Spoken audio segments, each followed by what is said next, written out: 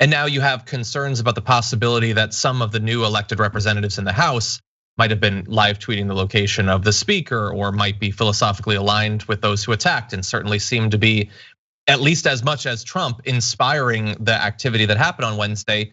Do you think that it's likely that there will be any consequences against those senators and representatives? I do. I mean, I think the ringleaders, if it turns out, and I don't have privy to Justice Department investigations, but if it turns out that there were a series of senior politicians who were coordinating with people who ended up invading and brutalizing the Capitol, that is going to have huge political ramifications, because the political middle in America has no patience for this. If you look at the numbers, there is no opinion polling that shows a majority of Americans support what happened last Wednesday. They don't. The vast majority of Americans are truly horrified by what unfolded.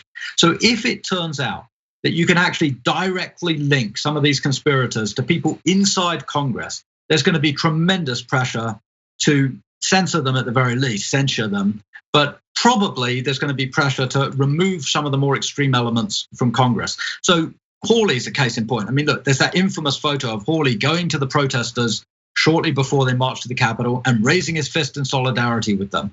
After the end point, after the Congress returned into the wreckage, Hawley still raised illegitimate objections to a Democratic election result.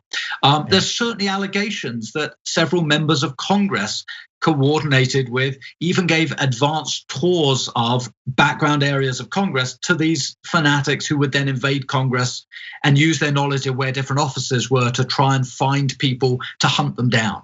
Again, I don't think there's going to be a wholesale expulsion of dozens and dozens of people, but it's certainly possible that you will see a few people in the House and the Senate where the rest of their colleagues take action against them when the truth comes out as to how they behaved and how they acted.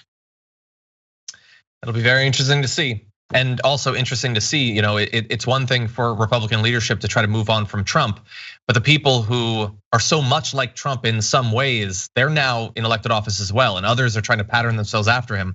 It'll be interesting to see if those consequences do come. In any event, for those watching this, there are two of Sasha's articles that I want you to go take a look at, and both are available at The Nation. We have "The GOP is no longer a viable governing party, and we need a reckoning with Trump's enablers." Sasha Abramsky, thank you so much for joining us today on the show. My pleasure. Thanks for having me on.